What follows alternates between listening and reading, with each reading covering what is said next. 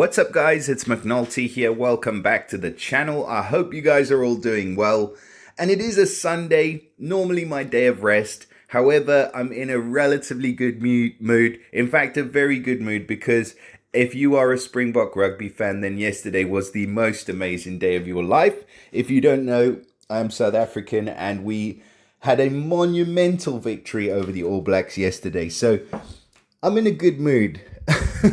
And what does that mean? It means that I'm happy to do a video on a Sunday for a change. And the good news is we do have a Goblin Summon, which has just opened with a new Garrison card. And we've also got our Hero of the Month that's been released for September. So there is quite a bit of interesting stuff to look at today. But we're going to start with this understated looking elf of a hero, which is called Pip. Coming out of the Garrison Guard. The Garrison Guard have been pretty interesting, but like I say, I feel like they lean quite heavily on their passive. So we'll go ahead and we'll start off with Pip.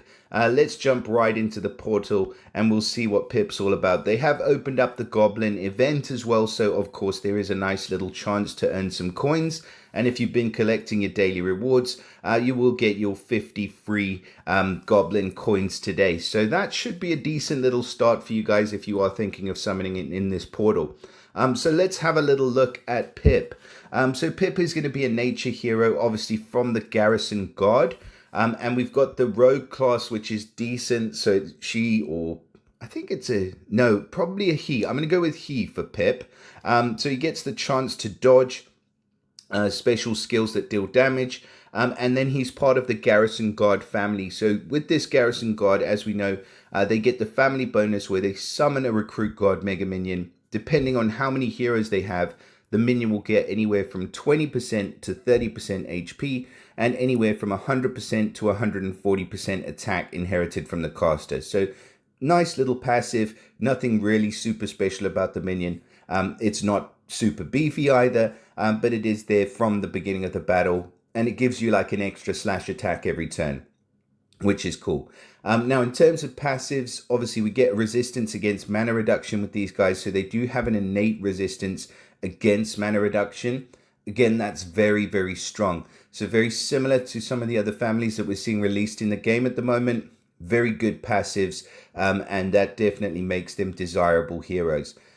His second passive is the Guard Rally. So every 4 turns removes all wither effects from all allies. So as we've seen again with the Fawns, the Fawn family do resist wither effects that affect attack at the 5-star level. But with the Garrison Guard, they just remove all wither effects, whether it's attack or defense down. So I don't know which one's stronger.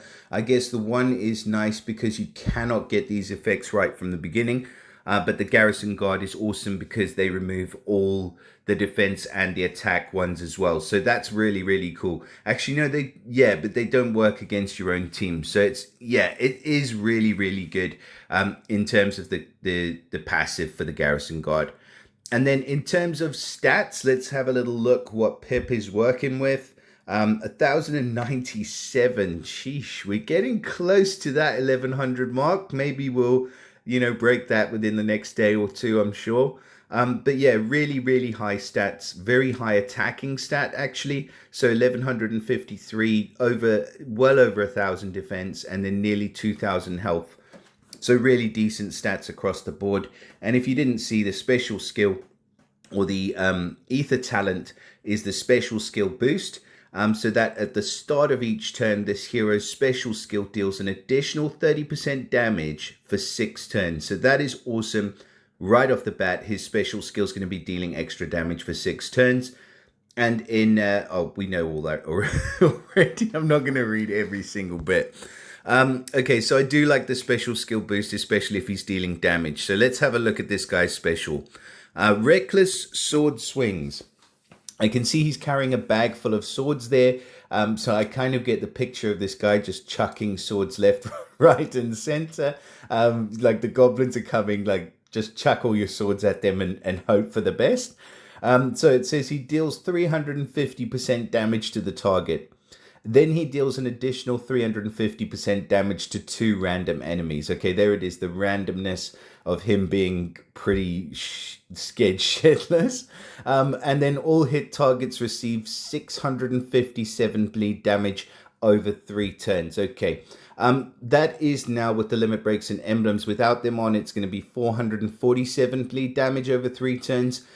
It's pretty good. I mean, it's not a huge amount of bleed damage, but I have had a read over this card and it's going to sort of increase right now. So I'll read the last bit. So all enemies take plus 50% increased damage from the bleed status ailment for 3 turns. So this guy's increasing the damage of the bleed by 50%. So if you've got 657 bleed damage over 3 turns, it's now going to be increased to maybe just under 1,000 bleed damage, or like 925, 27, whatever the maths works out on that. But it's about 300 odd bleed damage per turn. And it's nice because I really like this effect with heroes like Matilda. But the downside is that I really don't like the fact that he's only increasing the damage for the bleed damage over time. It just feels like he's missing out on everything else. I mean, the good bits about this hero are that he's running at fast speed and he's dealing 350% damage to 3 enemies. Potential is that if there is still just a single enemy left on the board, or just 2 enemies left on the board, that you're going to be dealing double hits to a single enemy, because most of these heroes that work like this do end up dealing extra damage to that single enemy. So that can be really good in terms of busting through taunt, if that is the way that Pip works, which is kind of how it reads on the card. It can be really good because of the special skill boost. So again, just increasing that damage at fast speed right away. But as far as the bleed damage, I'm not sure how big of a fan I am. I mean, it is excellent that you get to do the bleed damage to the hit targets, and it is quite a decent amount over 3 turns. But maybe he would have been too overpowered if they made it an increased status damage for all status ailments, and not just for bleed. As is, I'm going to say Pip is a really good hero. I would definitely max him in a heartbeat. You know, just definitely for the guard rally, but also for the fact that he's a fast speed hero. The downsides about this hero, like I said, you cannot target who you want to hit. So if you do have a full team of enemies and you want to do 350% damage to 3 specific enemies, forget about it, because he's reckless and he's just going to hit whoever he wants to hit. But then, or whoever he just hits by luck. And then the other part that I'm not a huge fan of is the increase just being to the bleed damage. It's nice because he is doing bleed damage himself, but it would be better if it was for all status ailments. So overall, I think that Pip is a great hero, but I do think that he has 1 or 2 slight drawbacks. Obviously, the bleed is dispellable or cleansable, so you definitely want to take a cleanser up against this guy if you are going against him in battle. And I would say potentially something like a counterattack hero, counterattack and cleanse.